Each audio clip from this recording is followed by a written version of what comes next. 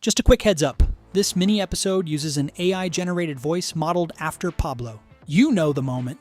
You're sitting across from an investor. You've walked them through your process, your team, your resident experience, your vendor network, your maintenance standards.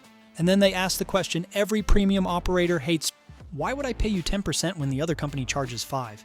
That question is not really about price, it's about visibility. Because the owner can see your fee, but they can't see the work behind. The 2 a.m. triage, the emergency that never became an emergency, the resident getting coached through shutting off a valve, the work order getting captured cleanly before your team even opens their laptop. So today, we're talking about a different way to sell premium property management. Not by explaining harder, by proving it live. First, we'll look at the tactical move Chris Weidley uses to make an owner feel the difference in real time. Then, we'll zoom out into the strategic layer. Why trust is not about who manually touches the work order, but whether the system produces the right outcome. And then, we'll land on the identity shift. Because the future premium PMC is not the one promising to care harder. It's the one building a glass kitchen where owners can see how judgment gets made before they ever sign the agreement.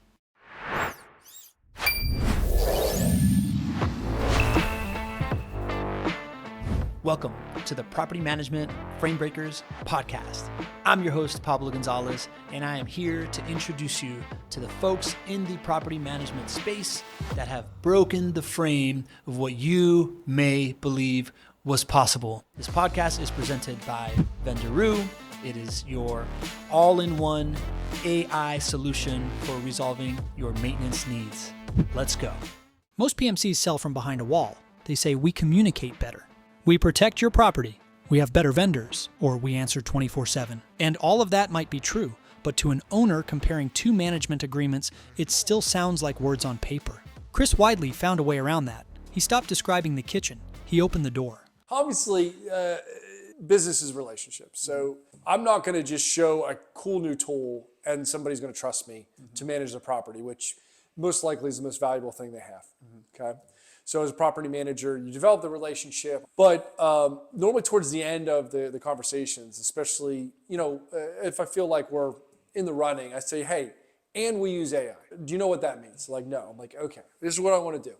I want to call in and have a conversation, right, with our AI tenant and pretend that I've got something wrong in my apartment. Because one of the big deals is not what you pay me, it's what you pay all the maintenance people. That's the real cost of property management, right? If I'm going to charge you market max here at 10, which is double what others are going to charge, I need to have a reason for that. And that's because whatever I'm charging you extra here is going to pale in comparison to the maintenance tickets I can save you, all right? And that's where Vendoroo comes in. That line is the whole episode. The real cost of property management is not what you pay me. It's what you pay all the maintenance people. That's the frame break. Because the discount PM wants the owner staring at the management fee. Chris wants the owner staring at the total cost of bad coordination. The unnecessary emergency dispatch. The plumber who gets called at 3 a.m. for a drip. The resident who panics because nobody answered. The owner who thinks the PM saved them 5% until the first avoidable invoice hits the statement. So Chris doesn't argue the fee. He changes the comparison, and then he lets the owner hear it. Here's where the glass kitchen opens. Chris does not show a dashboard. He does not show a slide deck. He calls his office, and he role-plays the exact scenario every owner understands. A resident at 2 a.m. worried about water under the sink. Listen to what the AI is actually doing here. It's not just answering the phone. It's gathering location. It's assessing urgency. It's coaching the resident. It's preventing a bad dispatch. And it's creating the work order.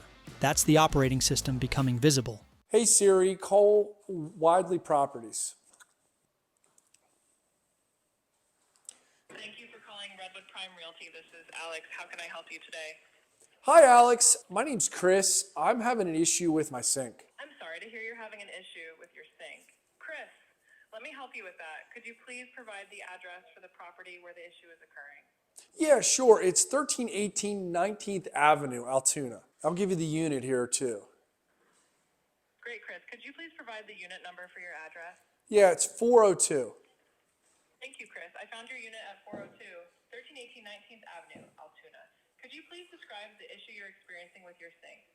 Yeah, hey, it's 2 a.m. right now, and I just noticed there's some water dripping underneath my sink here, and I'm concerned about it, and I wanted to call in and get it fixed. Chris, I understand your concern. Could you let me know if the leak is actively flowing or dripping in a way that you cannot contain, such as water spreading or risking flooding? Or are you able to stop or contain it by turning off the undersink shutoff valves and catching it in a bucket? Oh, well, it's not overflowing, that's for sure. It's a drip. It was getting the bottom of the sink wet, though. So you're saying I can just put a bucket underneath there, and you want me to turn the valves off underneath? Is that what you're telling me to do, if it's just dripping? Yes, Chris, if it's just a drip and not actively flooding, placing a bucket underneath to catch the water and turning off the undersink shutoff valve would help contain the issue for now. This will prevent further water damage until maintenance can address it. Let me know if you're able to do that, and I'll proceed with logging your request. Yeah, actually, my wife just did that here. We're both up, and boy, we were just worried about the person downstairs getting wet or us being liable for this. But yeah, we got a bucket underneath there, and we were able to, there was some knobs there. I guess that's the supply lines. We turned those, and it seems like it's stopped. So is that good? Chris, it sounds like you've done a great job containing the issue by turning off the valve and using a bucket. Based on this, it's not considered an emergency, but I'll still log a work order for maintenance to address the problem as soon as possible. Can I get your full name, including your last name, to include in the work order? Yeah, it's Tom Smith. Your work order has been successfully submitted. Chris, maintenance will reach out to you shortly to address the issue. Is there anything else I can assist you with? No, that's fantastic. I can't believe you guys answered the phone at 2 a.m. I was like just hoping to get somebody here tomorrow, and I was just really hoping I wasn't going to be liable for this. That is not a phone call. That is a trust demonstration. The owner hears the resident panic go down. They hear the water risk get contained. They hear the emergency get filtered. They hear the work order get created. And most importantly, they hear the $500 truck roll disappear. That's what I mean by the glass kitchen. The owner is no longer being asked to believe that you have a better process. They're watching the prep work, the knife skills, the timing, the judgment. And once they see the kitchen, the fee conversation changes. Because now 10% versus 5% is not the comparison. The comparison is, what does it cost me when nobody catches this at 2 a.m.? A demo by itself is a wow moment. But a wow moment is not enough. The best operators know how to translate the wow into owner math, because the investor does not need to become an AI expert. They need to understand the avoided cost. They need to understand why the cheapest management fee can still be the most expensive decision. Here's how Chris explains it after the call. So what I explained to them then is like, that's real time. That just created a ticket in our system. We have record of it. So what it also did was that tenant was able to call in, no cost to you, actually kind of triage that. Now, if it was an emergency, there was water coming down, it would have called one of our emergency staff that we have set up in our system so that no matter what happens at whatever time of night, we're only getting the calls that are emergencies, and then everything else is getting logged in the system. And ideally, you're not paying for an emergency plumber to come out for a little drip in the sink, which, let's be honest, that's what would happen if they called into an emergency line and went straight to a plumber. That's not happening in Vendoroo. Right? She's able to discern it, figure it out. You don't even get charged for anybody to come out and see it, let alone an emergency plumber, which, how much would that cost, man? $500 to come out at 3 in the morning to fix a drip? So whatever you're going to receive an extra charge from me for being excellent, right? You're going to save in maintenance costs because she's doing that 24 hours a day. You go ahead, you talk to the guy that's going to do it for 5%, and ask him what happens if someone has a drip in their sink at 3 a.m. Or ask him what happens if it's overflowing, pouring down into 3 units below it at 3 a.m. And tell me if I'm worth the extra 5%. That's the turn. Chris is not saying, I'm better because I care more. Every PM says that. He's saying, here is the exact moment where my operating system protects your asset differently. That is a much stronger claim, because care is invisible until something breaks. Systems are visible when you demonstrate them. And in property management, most owner trust is built in the moments the owner never sees. The after-hours call, the resident's first sentence, the question that separates a nuisance from an emergency, the decision to dispatch now, wait until morning, or troubleshoot first. That's where premium operators win. Not because they have prettier brochures, because they can show the work. Now, there's a deeper point here. Some PMs still get stuck on the question, but will residents trust AI? Will owners trust AI? Will people care that it wasn't me? Ravi Varanasi cuts through that, because in the real world, residents and owners are not grading your org chart. They're grading the outcome. Did somebody listen? Did the work order get captured? Did it go to the right vendor? Did it get scheduled? Was the price fair? Was the quality there? That is where trust actually gets built. Trust need to be built over a period of time. It is not that I got a property, I got a investor to manage his property, or I got a tenant into one of the properties I'm renting.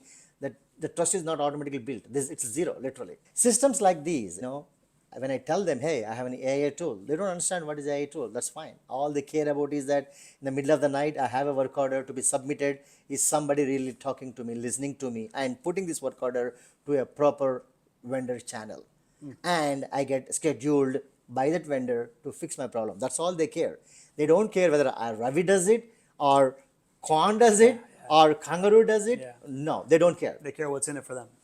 Absolutely. And same thing on the other side, my investors don't care who does it, but they care about how it is done, at what price, and what's the quality of the service. That's how I built my trust with them. That's the strategic layer. Owners do not buy your effort, they buy confidence. Residents do not buy your staffing model, they buy responsiveness. And the mistake a lot of great PMCs make is thinking the human touch means a human has to manually touch everything. That's not the real human touch. The real human touch is judgment showing up at the right moment. It's the resident feeling heard, the owner feeling protected, the vendor getting the right information, the team not wasting their best people on preventable phone tag. So when Chris demonstrates the 2 a.m. call, he's not selling AI. He's selling certainty, and certainty is what premium fees are actually built on. Now, this is where we have to be careful, because the answer is not let AI do everything and hope for the best. That's how you lose trust. Maintenance doesn't usually fail on the easy stuff. It fails on the weird stuff. The resident who says leak but means active flooding. The owner with a special approval threshold. The vendor who usually answers but ghosts on the wrong night. The repair that is technically non-emergency but emotionally urgent. That's why the human in the loop layer matters. Lacey Hendricks and I talked about this exact edge. So essentially, you all went from having your human employees aided by AI, and then you switched it around to where AI the aided by humans were human. basically the sub-agents. Yep. And now Now there's an agent, sub-agent, and then there's also another human layer. What everybody's going to start to feel is that now that it's easy, anybody can go and automate 50, 65% of whatever you're doing. Getting to these really, really high levels of automation will always require a certain level of extra context that wasn't there before, right? AI is by nature backwards looking. So anytime a new thing comes through, it's going to be the term in the industry is called the human in the loop, right? We say human in the loop all the time at Vendoroo, but I don't think people understand what that is. It's where the human judgment reinforces the AI judgment, which is already 3 judgments deep. That is where the edges live. That's the part premium operators need to understand. The edge case is not the failure of the system. The edge case is where the system proves whether it deserves trust. Anybody can automate the clean path. The resident submits a clean work order, the vendor accepts. The NTE is clear. The repair gets scheduled. Everybody behaves. Beautiful. But property management is not built out of clean paths. It's built out of half-explained problems, emotional residents, unclear owner preferences, vendor no-shows, and repairs that don't fit the drop-down. That's why the glass kitchen matters. You're not showing owners that AI replaces judgment. You're showing them where judgment lives. And when they can see that, the automation, the escalation, the accountability, the premium fee starts to feel less like an expense and more like risk management. There's one last piece. The glass kitchen is not just something you show the owner. It has to be real behind the counter. Because if your team thinks AI is just another tool someone bought, they'll treat it like another login, another dashboard, another thing to work around. But if they understand it as a new department, with a team lead, a feedback loop, and a clear role in the operating model, now the kitchen has choreography. That's the adoption layer Stacia Davis names really well. I think that this goes back again to viewing this as almost a change in structure. And like you mentioned earlier, technically, yes, it's a technical solution, but you're not opening the box and clicking buttons through Excel where Excel just works and it does what you want in, or Word document. This is different. You are essentially onboarding a new department into your company. You are building out your AI team and your AI department. And your AI needs a team lead. It needs someone that, again, is seeing that vision, putting that out there, guiding this through the process. We can customize things. We can train agents. We can, your AI is not going to function exactly like your competitor down the road, because we have different needs and different processes and different things that fit our long-term vision. And so I think keeping it in mind and thinking of it more as a new hire in a new department versus a solution that I'm going to open the box and turn on and walk away from is extremely important. And making sure your team understands that too. Give us the feedback. How is this working for you? What would you love to see? What could potentially be helpful that we haven't thought about yet? You know, maybe there's more we can do with this than we even thought of at the first go round. And just keeping that long-term vision and that growth mindset around this. That's the internal version of the same thesis. Externally, you make the operating system visible to owners. Internally, you make the operating system legible to your team, because owners can feel when the kitchen is performative. They can feel when the demo is just a trick. The premium PMC is not the one with the best sales move. It's the one whose team, vendors, residents, and AI teammate are all working from the same playbook. That's when the demonstration becomes more than a pitch. Identity level close. Premium property management has always had a visibility problem. The best work happens before the owner notices, because if the owner can't see it, they can't value it. And if your team can't understand it, they can't run it. That's why the glass kitchen has to be more than a sales move. It has to be the way the business actually operates. Your AI teammate needs a role. Your team needs the playbook. Your vendors need the right handoff. Your residents need the right response. Your owners need to see that judgment is not trapped in one person's head. It lives in the system. So the next sales advantage is not a better explanation. It's a better operating model, made visible. Open the kitchen. Let the owner hear the 2 a.m. call. Let them see the triage. Let them feel the difference between a message-taking service and an AI-powered maintenance team that owns the outcome. Because the premium PMC of the future is not the one saying, "Trust us, we're better." It's the one saying, "Watch how our business protects you before you hire us." That's the glass kitchen. A real operating system, with humans, AI, vendors, and residents moving from the same playbook.